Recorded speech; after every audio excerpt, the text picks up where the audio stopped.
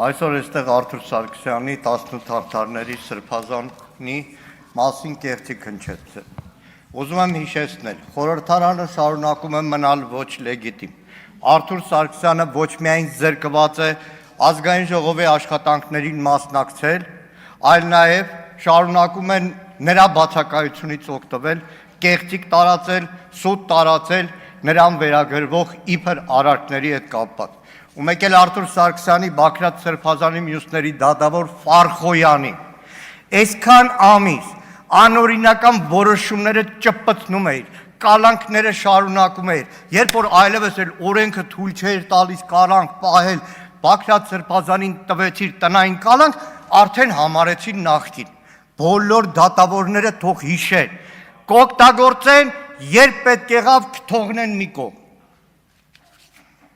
Այս ամբիոնից, իմիջիայլոց, պարոն Ալեքսանյան, չեմ ուզում ժամանակ ծախսեմ, նորից հիմնավորեմ, կոչ կանեմ ձեզ, Սիվիկի լրագրողին, ամսի 21-ին, ժամը 11-ին, Բաքրատ Սրբազանի կեցավայր ուղարկել, որտեղ 18 արդարների գործով փաստաբանների մամուլի ասուլիսներ լինելու, բոլոր հարցերի պատասխանակ կստանաք, կամ ընդմիջբանը Վարդևանյան Արամը շատ հանգամանալից կարող է բացատրել։ Այս ամբիոնից ուզում եմ այսօր անդրադառնալ, մեր գործընկերուհի Լիլիթ Գալստյանը շատ մանրամասն խոսեց, ավելացնելու բան չկա։ Ուզում եմ անդրադառնալ 3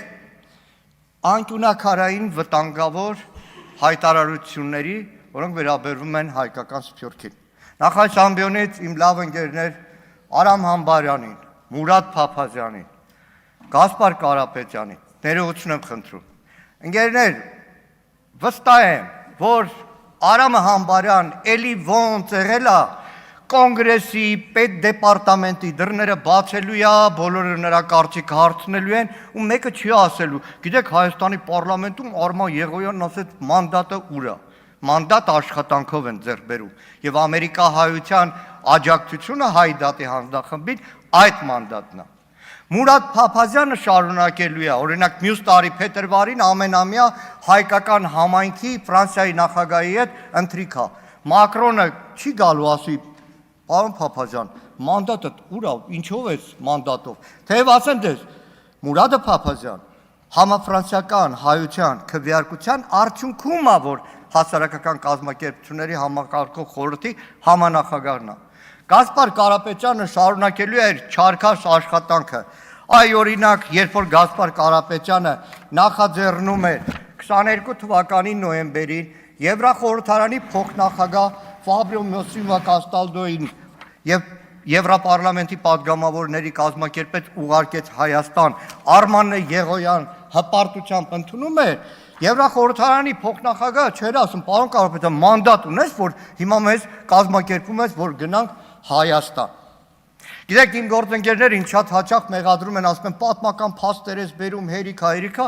բայց ասեմ ձեզ, իմ քաղաքական հայացքները, իմ աշխարհայացքը, ամեն ինչը հիմնված է պատմության դեպքերի վրա։ Եվ չեմ պատկանում են մարդկանց, ինչպես բոլոր դաշնակցականները,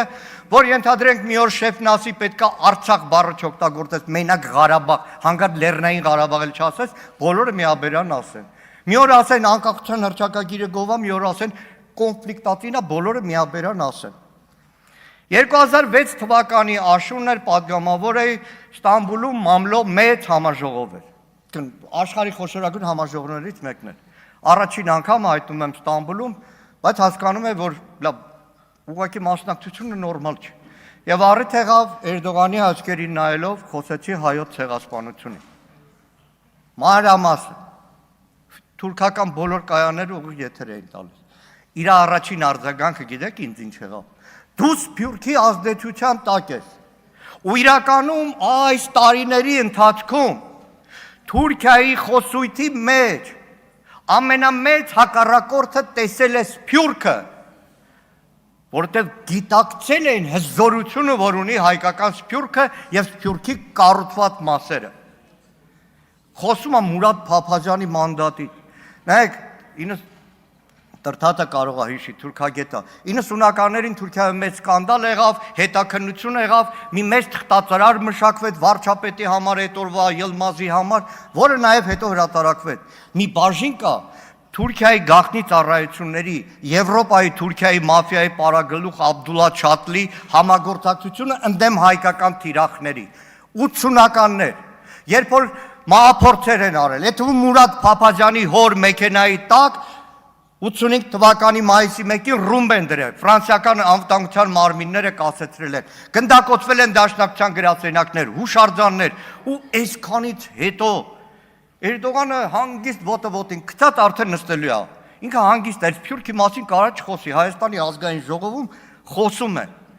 իրականում տասնամյակներով հայ ժողովրդի ուժականության աղբյուրը եղել է եռամիասնությունը, Հայաստան, Արցախ, Սփյուռք, Արցախի գլուխը կերան, և տևական ժամանակ է փորձում են Սփյուռքին կտրել հայրենիքից, փորձում են Սփյուռքին նսեմացնել, փորձում են Սփյուռքին պառակտել, որը ինքնին հայկական ուժականության պառակտումն է։ Իրականում Սփյուռքի պատմության մասին ժամերով կարող եմ խոսել, թե ոնց ձևավորվեց, ոնց ցեղասպանությունից, Հայաստանի անկախության կորստից հետո հայկական գաղթօջախներում ստեղծվեց պետություն պետության մեջ, մշակութային, կրթական, մարզական, գիտական, ամեն տեսակ հարցերով։ Եվ այդ հարցում, այո, հպարտությամբ ասում եմ, անգնահատելի է դերը դաշնակցության։ Հիմա տեղյակ եք չէ, Կիլիկիայից հայությունը, որ եկել է մերձավոր արևելք, թրքախոս է եղել։ Դաշնակցության որոշմամբ է, որ երկար աշխատանքի արդյունքում հայությունը վերադարձավ մայրենի լեզվին, որ ասում եք Սփյուռքի մանդատը հասցեն, Հալեպում 2010, 11, 12, 13 թվականներին իսլամ ահաբեկիչները քաղաքի վրա են հարձակված, հայկական թաղամասերը, բա գիտեք ոնց էին պաշտպանվում, 70-ականներին և Լիբանանում քաղաքացիական պատերազմ էր, հայկական թաղամասերը բա ոնց էին ապահով, ու մինչև հիմա լիբանանյան բոլոր քաղաքական ուժերը հարգում են դաշնակցությանը դրա համար։ Գիտեք, կեղծ թեզ հայություն և Հայաստան։ Սիլվա Կապուտիկյանը մի հուշագրություն ունի խճանկար հոգու և քարտեզի գույները։ Մի դրվագ կա, Լիբանան է գնացել, սովետական միությունից պատկերացրեք այդ քաղաքական անտագոնիզմը հայտնվել է դաշնակցության հովանավորած դպրոցում։ Ու ասում է աշակերտները, որ պետք է բանաստեղծություն արտասանեին, բեմի վրա մի հատ քար էր դրած, գալիս կանգնում էին այդ քարի վրա, նոր բանաստեղծություն էին արտասանում։ Հարցրեցի, ես ինչ քար է, ասեցին հայրենիքից բերած քար է։ Սա է Սփյուռքը։ Ցավոք սրտի 18-ից այս իշխանությունը այն բոլոր ազգային միասնական կառույցները, որը Թուրքիի թշնամու աչքի փուշտն էին, նաև թիրախավորեցին Սփյուռքը։ Սփյուռքի այն բոլոր ավանդական կառույցները շրջանցելով, անհատական էսք ամեն մարդու հետ հանդիպելով, համարեցին, որ կարող են ազդեցություն ունենալ Սփյուռքում։ Ալխազ Ղազարյանը այստեղ նստած է, միասին Բուլղարիա են կայցելել միշտ խորհրդարանական պատվիրակությամբ, խորհրդարանի բուլղարացի ամբողջ ղեկավարությունը նստած է, ու բոլորը խոսում էին դաշնակցության մասին, անցյալի մասին և ներկայիս մասին։ Էդ է կապիտալը, էդ է մանդատը։ Իդեպ ասեմ, որ աշխարհի տարբեր համայնքներում ազգային իշխանությունները ընտրություններով են ընտրվում։ Նույն Պարսկաստանում պարսկահայությունը քաղաքացի առ քաղաքացի ընտրություններով է, որ վարչություն է ընտրվում։ Տարբեր երկրներում դա բոլորը տեղի է ունենում ընտրություններով։ Ցավոք սրտի ժամանակս քիչ է, բայց մի բան, մի օրինակ եմ ուզում ասեմ։ Սիրիայում Արամ Մանուկյան դաշնակցության կենտրոն կա, որտեղ մի ռեստորան կա, անունը Սպիտակ։ Գիտեք ինչի համար է Սպիտակ։ Այդ չենք սկսել են սարքել մինչև 88 թվականը։ 88 թվականի երկրաշարժը որ եղել է, ինչպես բոլոր հայկական գաղութներում, իրենց բոլոր ծրագրերը կասեցրել են։ Դաշնակցության այդ կենտրոնի կառուցումն են կասեցրել եւ ամբողջությամբ փարվել են հայրենիքին։ Երբ որ այլևս ավելի հանդարտ է եղել ու շարունակել է շինարարությունը,